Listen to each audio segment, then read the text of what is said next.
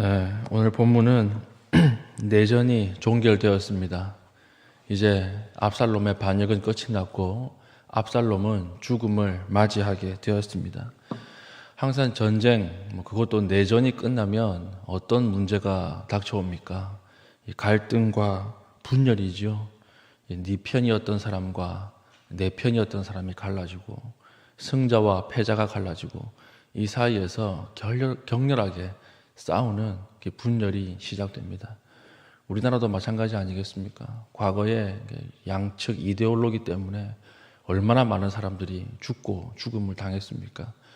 보면 한 마을에 자기 어머니를 죽인 사람이 옆집 삼촌이었고 또 자기 아버지를 죽인 사람이 옆집 아저씨였고 그래서 이렇게 50년, 100년 가까이 이렇게 원수로 지내는 그런 마을들도 있는 것을 볼 수가 있습니다. 그리고 조선시대부터 싸우는 마을도 있어요.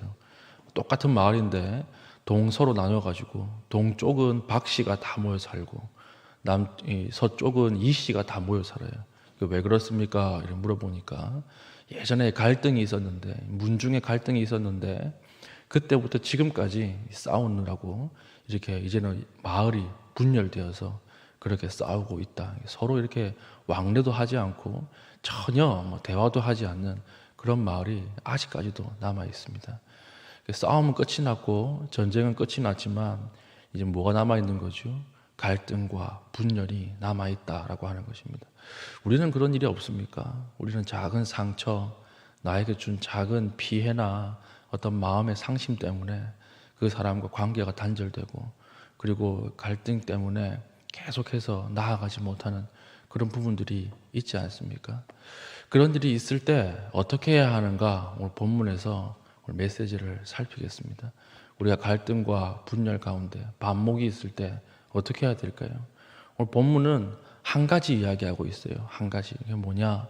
아비의 마음으로 품으라는 거예요. 아비의 마음으로 품으라. 여성들 같은 경우에는 어미의 마음으로 품으라라고 하는 거예요. 아비와 어미의 마음으로 품어야 한다. 이것을 이야기하고 있습니다. 1절부터 4절까지 보면 다윗이 슬퍼하는 장면입니다. 내전에서는 이겼죠. 전쟁에서는 이겼는데 죽은 사람 누구예요? 자기 아들이에요. 자기 아들이니까 이게 이겼는데도 이긴 게 아니죠. 그래서 이제 왕의 모습으로 나가지 않고 아버지의 모습으로 나가는 다윗의 모습을 볼 수가 있다라고 하는 것입니다. 2절 보십시오. 왕이 그 아들을 위하여 슬퍼한다 함이 그날의 백성들에게 들림에 그날의 승리가 모든 백성에게 슬픔이 된지라. 얼마나 크게 슬퍼했는지 백성들이 이겼는데 아무도 이긴 티를 못 낸 거예요. 그리고 3절 그날의 백성들이 싸움에 쫓겨 부끄러워 도망함같이 가만히 성읍으로 들어가니라. 원래는 승전가를 부르면서 마차 타고 들어가야 되는데 패잔병처럼 들어갔다라고 하는 것입니다. 얼마나 부끄럽게 들어가고 다윗의 슬픔 앞에서 백성들이 아무런 기쁨의 환호를 지르지 못하고 그냥 죄인처럼 들어가게 되었다라고 하는 것입니다. 들어가서도 4절 왕이 그의 얼굴을 가리고 큰 소리로 부르되 내 아들 압살롬아 압살롬아 내 아들아 내 아들아 하니. 여기서 어떤 일이 벌어졌을까요? 저는 이 다윗의 지혜라고 생각해요. 왕의 모습으로 서는 것이 아니라 아비의 모습으로 왕 백성들 앞에 섰던 것, 이 다윗의 지혜입니다. 왜 그렇습니까? 이긴 사람과 진 사람이 나뉘지 않는 거예요. 이긴 사람도 죄인처럼 들어가고 진 사람들도 죄인처럼 들어오고 이 상황을 만든 것입니다. 그러니까 리더십이 중요한 거죠. 내 편과 네 편을 나누지 않는 리더십이, 그리고 승자와 패자를 나누지 않는 리더십이, 이게 참 다윗의 지혜와 마음이 아닌가 싶습니다. 그러니까 이렇게 이긴 사람도 죄인처럼 들어가니까 그 다음 분열이 사라지는 거예요. 갈등이 사라졌던 것입니다. 아비의 마음으로 섰다라고 하는 것이죠. 그러니까 요압이 보다 못해서 뭐라고 이야기합니까? 지금 왕이 당신이 아비의 마음으로 지금 백성들 앞에 서서 되겠습니까?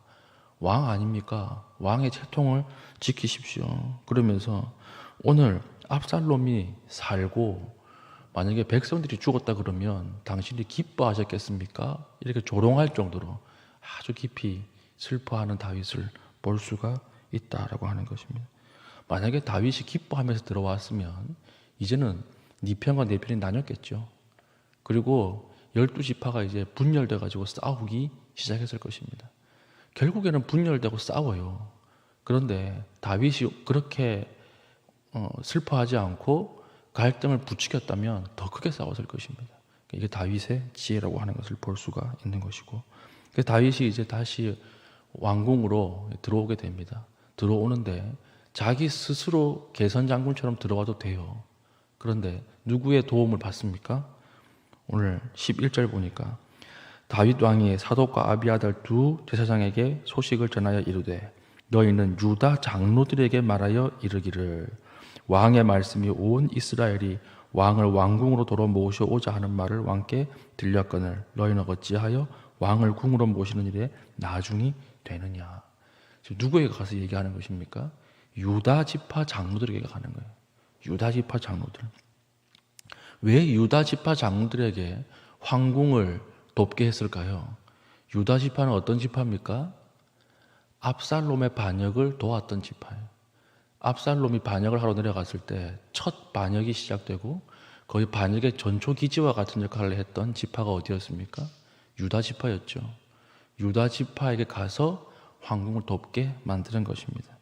그러면서 12절 너희는 내 형제요 내 골육이거늘 너희는 어찌하여 왕을 도로 모셔오는 일에 나중이 되리요 하셨다 하고, 배반한 그 지파에게 너희는 나의 형제요 골육이다 이렇게 이야기를 하면서 같이 품었던 거예요. 이건 어떤 마음이 있었기 때문에 가능한 것입니까? 아비의 마음이, 왕의 마음이 아니라 아비의 마음. 아비의 마음, 어미의 마음 없이는 갈등은 절대 풀리지 않습니다. 우리가 둘 중 한 사람이 죽어서 없어질 때까지 계속해서 싸우게 되는 거예요. 갈등이라고 하는 말의 어원을 아십니까? 갈자가 칡넝쿨 할 때 그 갈자예요. 그리고 등자는 등나무 할 때 등자예요. 산에 가서 나무를 한번 유심히 살펴보십시오. 나무를 가운데 두고 칡과 등나무가 뿌리를 같이 얽히면서 올라가는데, 얽히면서 올라가는 목적은 무엇입니까? 서로 위를 차지하기 위해서 그렇습니다. 위쪽을 차지하기 위해서. 그러니까 칡은 시계 방향으로 돌고 등나무는 반시계 방향으로 돌면서 목적은 서로를 이렇게 아래로 둬서 이제 누르기 시작하는 거예요. 누르기 시작하면 언제까지 누르느냐? 나무가 죽을 때까지 누르는 거예요. 아래 깔린 나무가 죽을 때까지 계속 누르는 것입니다. 그러면 그 나무가 죽어서 그 부분이 썩어서 떨어지거든요. 그럼 다시 시작이 돼요. 썩어져서 다시 생명이 시작돼서 가지를 또 뻗고 올라가면 이제는 누가 누를까요? 죽었던 그 나무가 죽인 나무를 누르는 거예요.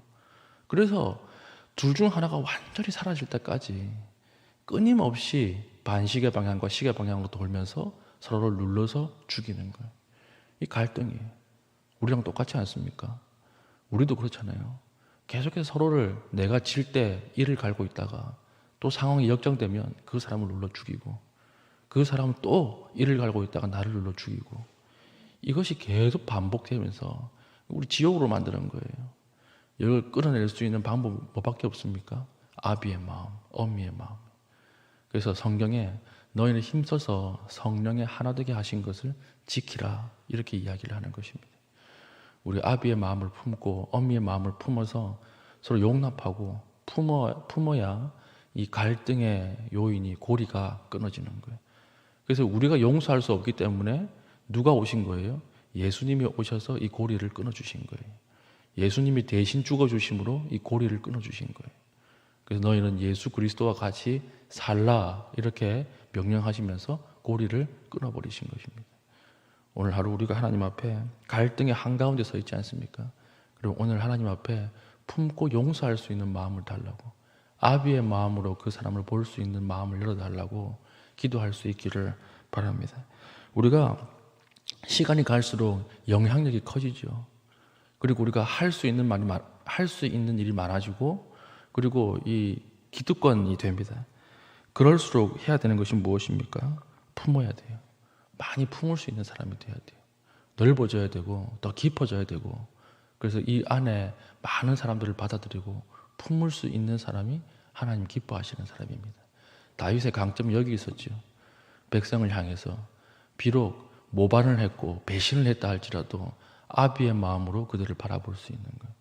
아비의 마음, 엄미의 마음으로 바라보면 용서하지 못할 사람이 어디 있겠습니까? 다 그럴 수밖에 없는 이유가 있었고 또 한번 실수할 수 있는 사람들입니다. 문제는 무엇입니까? 내가 그것을 하나님의 마음으로 받아들일 수 있는가 하는 것이죠.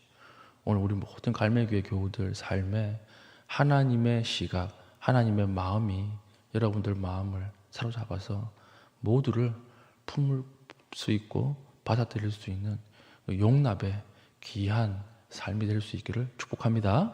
아멘. 기도하겠습니다. 기도할 때 하나님의 눈으로 상대방을 바라보게 하시고 하나님 승자와 패자를 나누지 않게 하시고 죄인과 선인을 나누지 않게 하여 주시고 하나님 우리 마음에 하나님과 마음같이 많은 사람들을 품을 수 있는 깊음과 넓음을 허락하여 달라고 기도하신 이후에 개인적인 기도의 제목을 가지고 기도하시고 자유롭게 돌아가시겠습니다.